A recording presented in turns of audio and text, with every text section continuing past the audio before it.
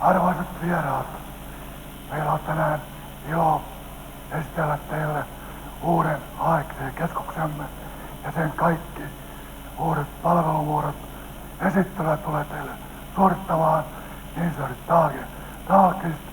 Seuratkaamme häntä matkalla keskuksessa. Turun kaupungin puhelinlaitoksen AXE-tilaus käsittää kaiken kaikkiaan yksi 13 000 tiloja liittymällä varustettu paikalliskeskus sekä erillinen aikajakotekniikalla varustettu digitaalinen ryhmävalitsijaporras DGV.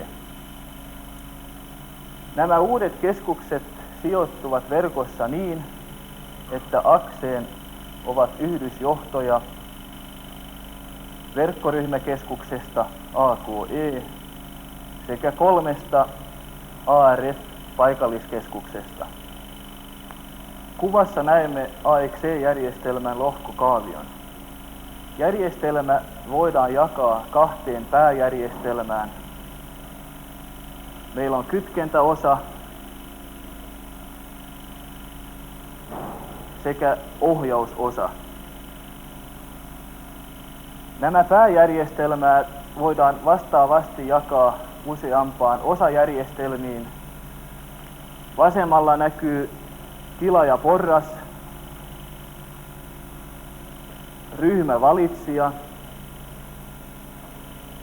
sekä välitysjohdot. Vastaavalla tavalla on ohjausjärjestelmä jaettu osajärjestelmiin. Näemme keskusprosessorin, käytönvalvontajärjestelmän sekä tulostusosajärjestelmän. Tässä näemme Turun paikalliskeskuksen sijoituskuvan. Punaisella merkityt laitteet kuuluvat ohjausosaan, kuten keskusprosessori ja kontrollihuoneen syöttö- ja tulostuslaitteet. Vastaavalla tavalla kytkentäosan laitteet ovat merkitty keltaisella.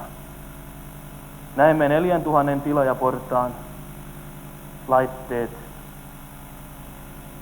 ja 2000 multipelipaikkaan ryhmävalitsijan laitteet sekä välittimet. Järjestelmä rakentuu tällaisista piirilevyistä. Tässä piirilevyssä näkyvät komponentit ovat pienoisreleitä sekä niiden ohjauspiirit, kuten IC-piiriä ja transistoreita. Tässä näemme 64 kytkentäpisteen valitsijapiirilevy. Jokainen kytkentäpiste sisältää 2 pientä read-kontaktia, jonka kautta puhetie kytkeytyy. Piirilevyt asetetaan tällaisiin hyllyköihin. Tässä näemme valitsijaportaan hyllykkö piirilevyineen, eli makasiini. Nämä makasiinit toimitetaan asennuspaikalle täysin koestettuna, joka huomattavasti lyhentää asennusaikaa. Koska toimintamoduulien koko vaihtelee myöskin makasiinien koko. Suurin makasiini on esimerkiksi koko keskusprosessoriyksikkö ja pienin makasiini käsittää ainoastaan muutaman piirilevyn. Toimintaryhmä koostuu useammasta makasiinista. Näitä toimintaryhmiä voidaan vapaasti sijoittaa keskussalissa paikallisten olosuhteiden mukaisesti. Niitä yhdistää ainoastaan alueprosessorien bussikaapelit sekä puhesiirtoa varten tarvittavat signaalikaapelit. AXE on siis moduulirakenteinen järjestelmä. Tässä näemme yleiskuvan keskussalista. AXEn vaatima lattiapinta-ala on noin 1/3 konventionaaliseen keskukseen verrattuna. Telineet eivät vaadi telinekohtaista koneellista tuuletusta, vaan telinekonstruktio muodostaa luonnollisen ilmankierron. Tässä näemme keskusprosessorin, joka koostuu 2 samankaltaisesta prosessorista. Meillä on A-prosessori sekä B-prosessori. Tässä näemme keskusprosessoriyksikön. Ja tässä on keskusprosessorin muistit. Sekä täällä näkyy valvontayksikön, joka valvoo prosessoreiden toimintaa. Nämä muistimakasiinit ovat laajennettavissa 4 kilon portain ja tämän muistimakasiinin kapasiteetti on 32 000 16 bitin sanaa. Kytkentäosan toimintaryhmien ohjauksessa käytetään kahdennetut paikallisprosessorit, joiden tehtävä on huolehtia kaikista rutiinitehtävistä sekä välittää keskustietokoneelle vaativampia tehtäviä sekä myöskin suorittaa keskustietokoneen antamia käskyjä. Tämä uusi välityskeskus DGV tarjoaa mahdollisuuden ulottaa SPC-tekniikan tuomat tilaajapalvelut sijainnista riippumatta kaikille tilaajille koko toimialueella. Tähän aikajakoiseen välityskeskukseen voidaan liittää etäiskeskittäjiä, jotka käyttävät yhteisesti DGV:n keskustietokonetta ja ovat liitetyt PCM-välityksellä pääkeskukseen. AX:n aikajakoinen ryhmävalitsija on rakenteeltaan aikatila-aikatyyppiä. Siinä on keskeisenä yksikkönä tilamatriisi, johon on liitetty nämä aikajakoiset moduulit. Tilamatriisi rakentuu tällaisista muistiyksiköistä. Tahdistuksessa käytetään kolminkertaistetut kellot.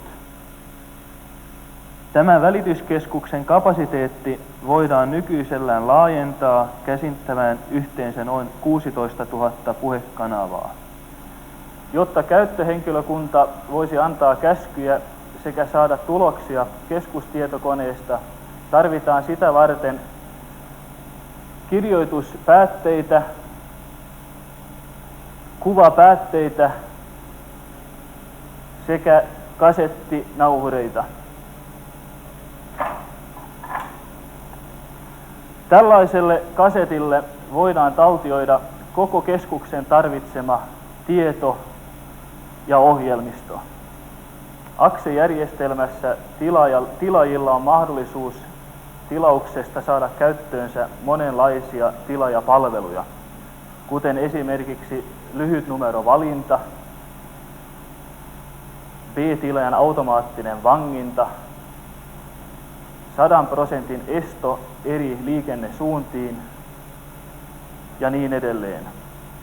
Seuraavassa annetaan käskyt lyhytnumeron kytkemisestä tälle A-tilaajalle tähän B-tilaajanumeroon.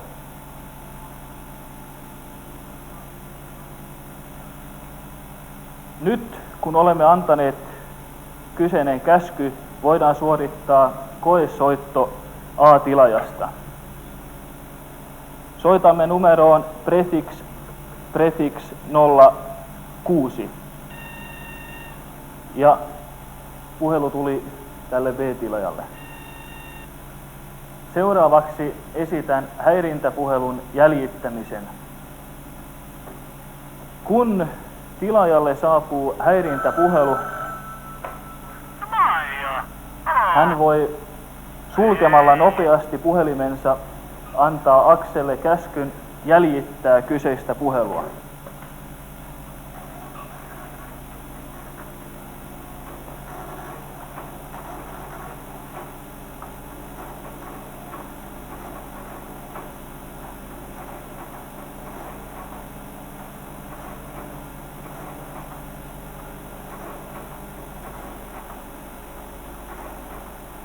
Tässä uloskirjoituksessa meillä on kaikki tarvittavat tiedot häirintäpuhelusta.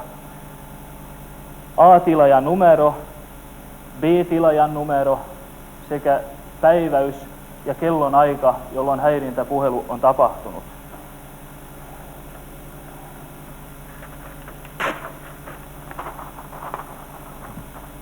Koska tällainen tilaajahäirintä on hyvin arkaluontoinen kysymys puhelinlaitoksen tilaajasuhteessa, sitä käsitellään hyvin tarkkojen sääntöjen mukaisesti puhelinlaitoksessa.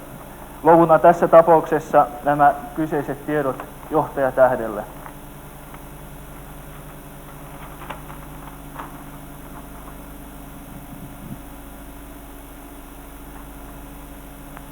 AXE-järjestelmä valvoo jatkuvasti tilaajalinjojen kuntoa.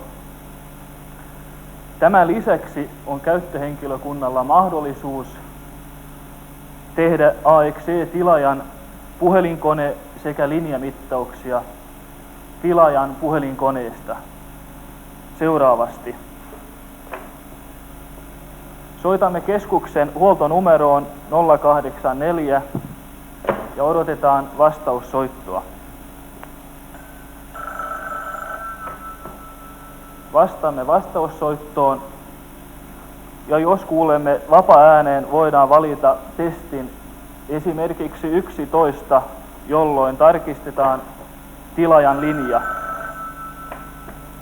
Jos vastaus on vapaa-ääni, tilaajalinja on kunnossa, varattu ääni merkitsee vikaa. Myöskin voidaan testata näppäimistön kuntoa koodilla 17.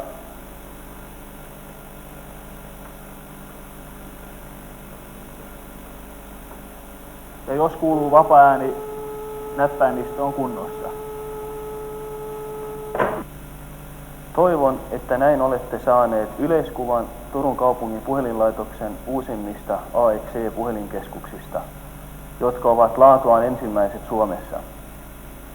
Välityskeskuksesta voidaan vielä sanoa, että se on ensimmäinen LM Ericssonin asiakkaalle toimitettu puhelinkeskus, joka on varustettu aikajakoisella tekniikalla.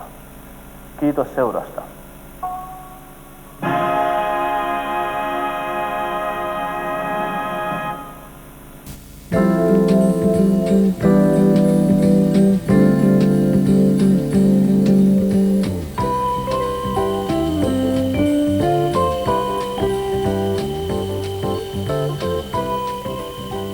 Kauan sitten ihmiset matkasivat laivoilla ja veneillä pitkin jokia ja järvien poikki. Ensimmäiset asutukset perustettiin paikkoihin, joissa joet laskivat mereen. Näin syntyi myös Turku, josta aikaa myöten kasvoi merkittävä kauppakeskus Aurajoen ja Itämeren yhtymäkohtaan. Suomen kielessä sana Turku tarkoittaakin markkinapaikkaa. Turku, Suomen vanhin kaupunki, syntyi lähes 800 vuotta sitten ja se oli aikoinaan maan pääkaupunki. Nykyään se on Suomen kolmanneksi suurin kaupunki ja siellä on asukkaita 165 000.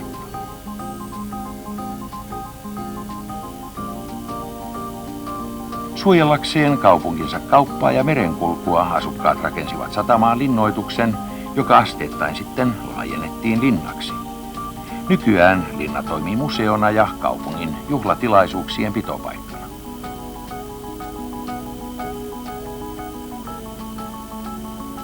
Satama-alueella on myös Suomen suurin telakka, Wärtsilä.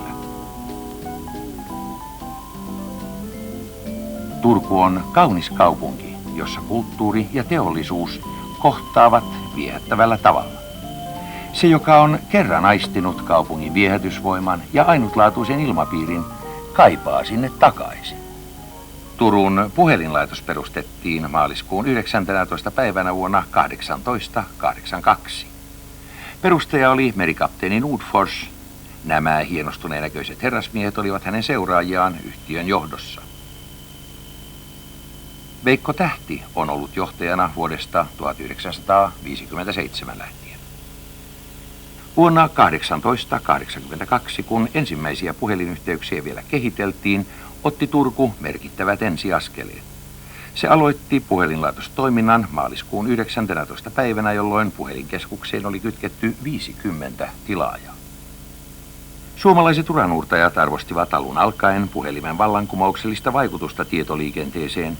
Puhelinverkkoa laajennettiin varsin nopeasti, jolloin yhteydet oman maan muille paikkakunnille ja ulkomaille kävivät mahdollisiksi. Nykyään Turun 100 000 tilaajaa on kytketty automaattisiin puhelinkeskuksiin. Suomessa teletoiminnoista huolehtivat Posti- ja Telelaitos sekä 58 yksityistä puhelinlaitosta. Turussa puhelinlaitos on kaupungin omistama.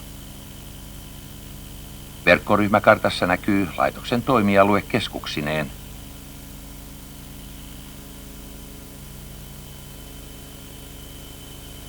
Vanhinta tekniikkaa edustaa AGF-keskus, joka on vuodelta 1942 ja sijaitsee kaupungin keskustassa. Turun puhelinlaitoksessa ymmärrettiin jo varsin varhaisessa vaiheessa sekä verkon jatkuva uudistustarve että uuden teknologian muassaan tuomat etuisuudet. Ericsson keskittyi aivan ensimmäisten telealan yritysten joukossa tähän uuteen teknologiaan tietokoneohjatuilla puhelinkeskuksillaan. Vuonna 1977 Turun puhelinlaitos otti käyttöön analogisen AXE-101-keskuksen, joka on nyt laajennettu palvelemaan 13 000 tilaajaa. Vain vuotta myöhemmin, vuonna 1978, laitos alkoi käyttää ensimmäistä täysin digitaalista AXE-10-järjestelmää keskusten välisen liikenteen hoitamiseen. Uudella AXE-tekniikalla on mahdollista tarjota enemmän etuisuuksia sekä puhelinlaitokselle että tilaajille. Tällaisia ovat esimerkiksi lyhyt valinta, herätys, follow me eli puhelun siirto, häirintäpuhelun selvilläotto. Uudenaikaisista digitaalisista keskuksista on tuntuva hyöty myös puhelinlaitoksille niin teknisissä kuin hallinnollisissakin asioissa. Muiden toimintojensa ohessa keskukset pystyvät valitsemaan taloudellisimman yhteyden puhelujen väylöityksessä. Puheluveloitus tallentuu tietokonemuistiin, jonka sisältämä tieto voidaan siirtää magneettinauhalle halutuin välein. Laitos voi tarvitessaan tai halutessaan yhdistää tilaajan tai kytkeä tämän irti kirjoittimen avulla. Tästä verkkokartasta nähdään, miten puhelu esimerkiksi Australiassa asuvalle tilaajalle kulkee satelliitin kautta. Uutta digitaalitekniikkaa tullaan käyttämään Turun puhelinlaitoksen palvelujen jatkuvassa kehittämisessä. 5 Turun keskustan ympärillä sijaitsevassa esikaupunkialueen keskuksessa on jo tehty laajennuksia AXE-digitaalitekniikalla. Laajennukset on tehty keskittimillä jo olemassa oleviin keskustiloihin. 2000 tilaajaa palvelevat keskittimet toimivat kussakin esikaupunkikeskuksessa Turun keskustassa sijaitsevan AXE-101-keskuksen ohjaamana. Keskittimien kaukotilaajayksikköjen tilantarve on vähäinen. Turun puhelinlaitos on pystynyt näillä laajennuksilla lisäämään keskustensa palvelukapasiteettia niin, että ne vastaavat uusia vaatimuksia ilman, että sen on tarvinnut laajentaa keskusrakennuksia.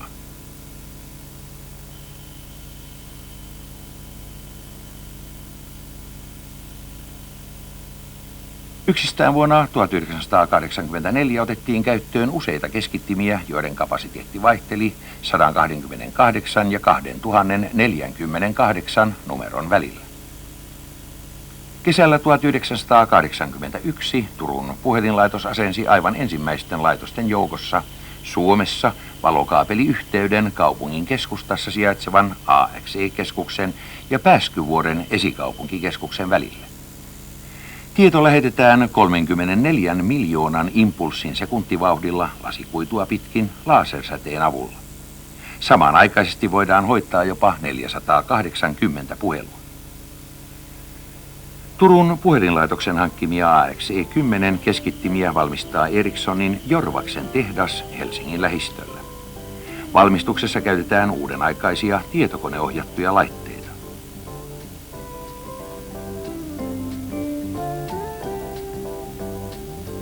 Valmis yksikkö lämpökoestetaan ennen kuin se kootaan perinpohjaisia toiminnallisia testauksia varten.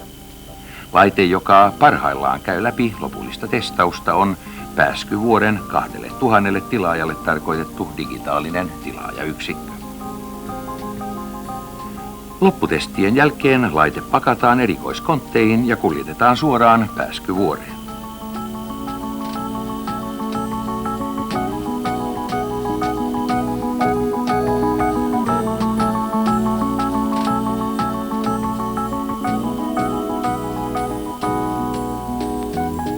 Pääskyvuoren keskusrakennus rakennettiin alun perin 10 000 numeron ARF-laitteistolle, mutta kuten olemme jo nähneet, keskittimet vievät sangen vähän tilaa, jonka ansiosta keskuskapasiteettia voi lisätä rakennusta laajentamatta.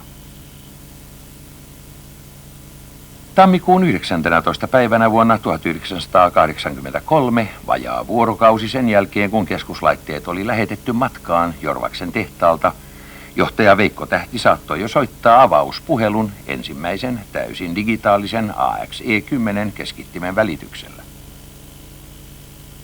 Puhelu välitettiin valokaapeliteitse apulaiskaupunginjohtaja Paavo Koposelle, joka tässä istuu työhuoneessaan kaupungin talolla.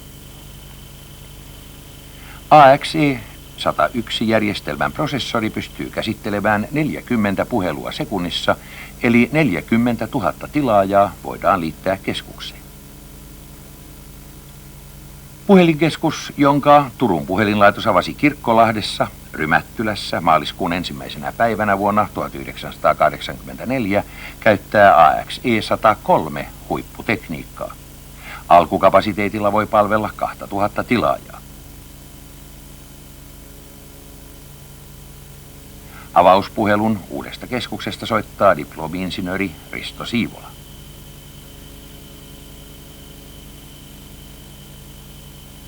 Kirkkolahden keskuksen avajaisten yhteydessä Turun puhelinlaitos otti käyttöön uuden yhteiskanava-merkinantojärjestelmän.